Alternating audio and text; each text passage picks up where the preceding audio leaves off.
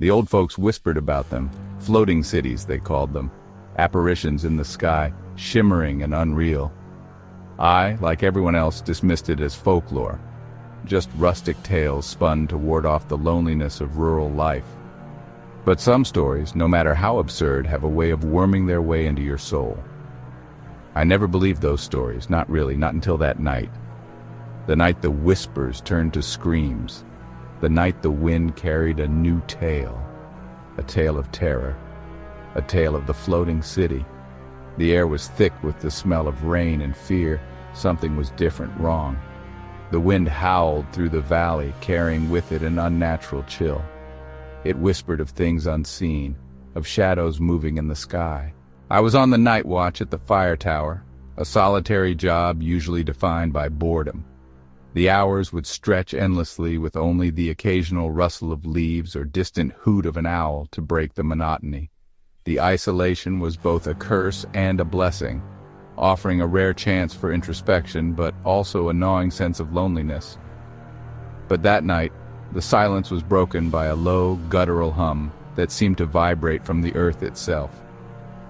It was as if the forest had come alive, its very essence resonating with an ancient primal energy. The sound was unsettling, a deep, throbbing pulse that seemed to echo through my bones. It wasn't a sound, not exactly. More like a feeling, a tremor in the very fabric of reality. The air seemed to shimmer and the ground beneath me felt unstable, as if the world was on the brink of some monumental shift. I could sense an otherworldly presence, something beyond the realm of human understanding. I stepped out onto the platform, the metal cold beneath my boots. The chill of the night air bit into my skin, and I could see my breath forming small clouds in the dim light. The platform creaked under my weight, a stark reminder of my isolation in this vast wilderness. The forest stretched out before me, a dark and unforgiving expanse. The trees stood like silent sentinels, their branches swaying gently in the breeze. The darkness was impenetrable, a thick, inky blackness that seemed to swallow everything in its path. It was a landscape both beautiful and terrifying, a reminder of nature's raw, untamed power. Above, the sky was a canvas of swirling gray clouds, lit intermittently by flashes of distant lightning. The storm was a living entity, its energy crackling through the air.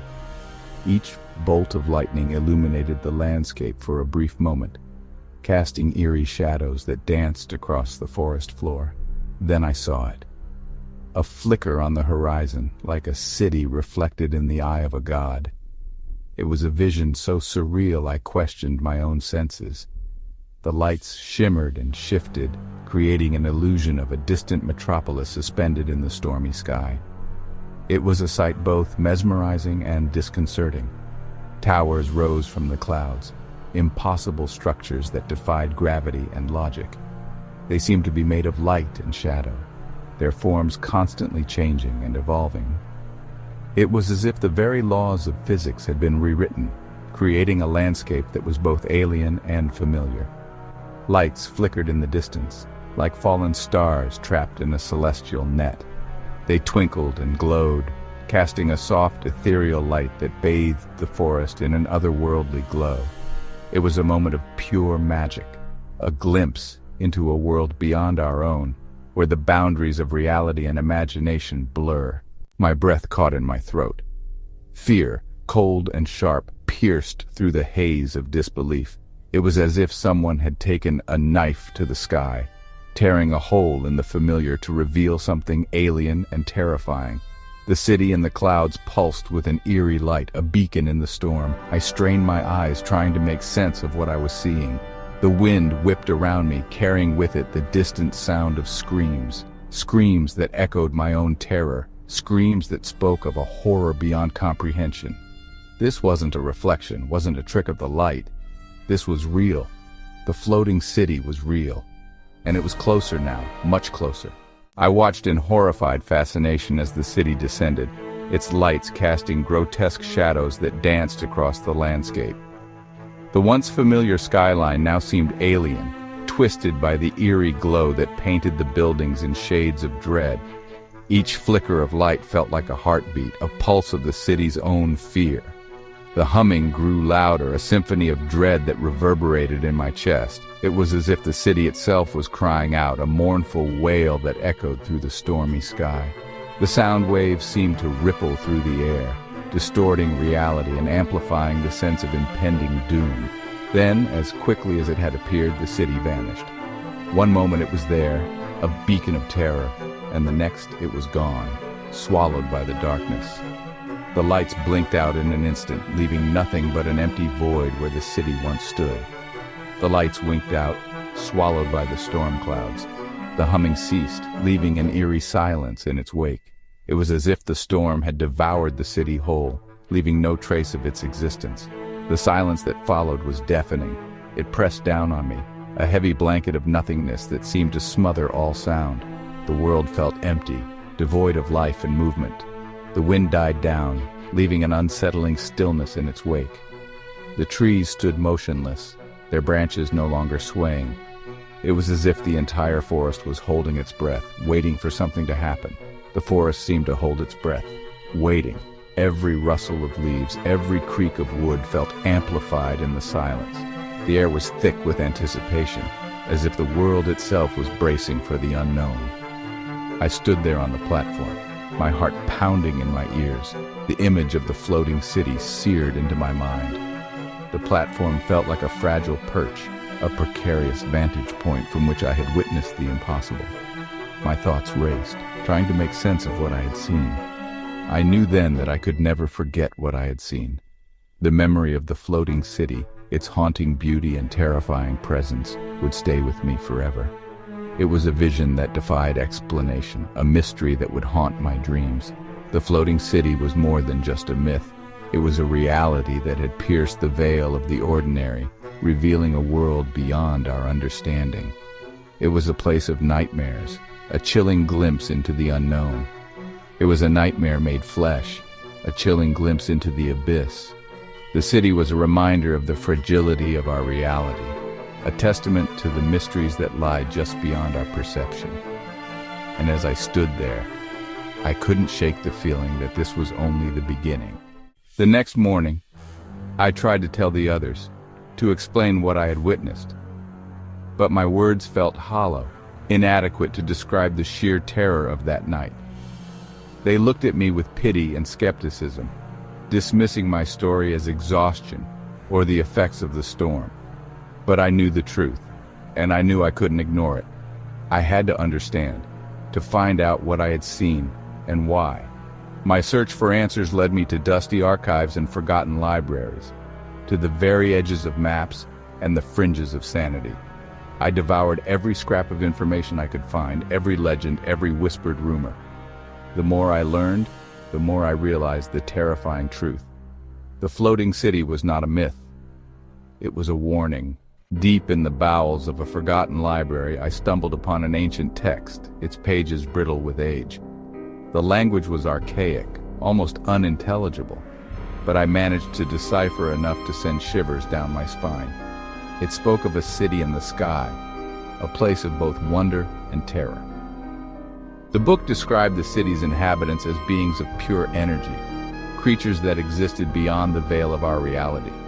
They were drawn to places of strong emotion, places where the fabric of reality was thin, and they were hungry.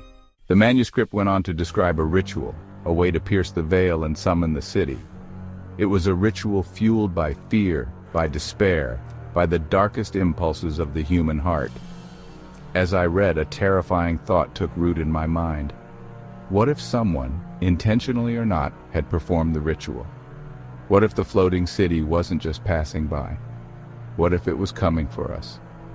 I had to stop it. I had to find a way to warn the others, to convince them of the danger, but how could I make them believe? How could I fight something that existed beyond the realm of understanding? I raced back to the village, the manuscript clutched in my hand, my mind ablaze with horrifying possibilities. But as I burst into the town square, my words died in my throat. The villagers were gathered there, their faces illuminated by an eerie, otherworldly light. They were chanting, The same low, guttural hum I had heard on the mountain vibrated through the air, stronger now, more insistent. The ground trembled beneath my feet, and above in the sky the floating city materialized, its impossible spires piercing the heavens. They hadn't believed me. They hadn't understood. I had tried to explain, to warn them of the impending danger, but my words fell on deaf ears. They laughed, dismissed my concerns as mere fantasies, the ramblings of a troubled mind, and now it was too late. The signs had been there, the omens clear as day, but they chose to ignore them, to carry on with their lives as if nothing was amiss. The floating city had come, drawn by their fear, their desperation. It loomed above us, an ominous presence that could not be denied or ignored. Its arrival was inevitable, a consequence of our collective ignorance and denial. And I, the only one who had tried to warn them, could only watch in horror as the city descended, its shadow swallowing the village whole. The once vibrant streets now lay in darkness, consumed by the encroaching gloom. As the light from the city enveloped me, I felt a strange sense of peace. It was as if the very essence of the city was seeping into my soul, calming my fears and replacing them with an eerie tranquility. The fear was gone, replaced by a chilling certainty. This was the end of our village, our lives, our existence as we knew it. There was no escaping it, no running away from the inevitable, but not just for me, for all of us. The entire village was now under the city's spell, its light casting a hypnotic glow over everything and everyone. We were all bound by the same fate, united in our final moments. The floating city had come, and it would not be denied. Its presence was overwhelming, its power undeniable. We were mere mortals, powerless against the might of this otherworldly force. The last thing I saw before the light consumed me was the faces of the villagers, their eyes wide with a terrible, beautiful wonder. They had finally realized the truth, the reality of our situation, but it was too late. They had found their solace, their escape from the mundane. In those final moments, there was a strange beauty in their acceptance, a tragic elegance in their surrender to the inevitable. They had found their doom. And as the light enveloped us all, I couldn't help but feel a sense of closure, a finality that was both terrifying and oddly comforting. The end had come, and there was no turning back.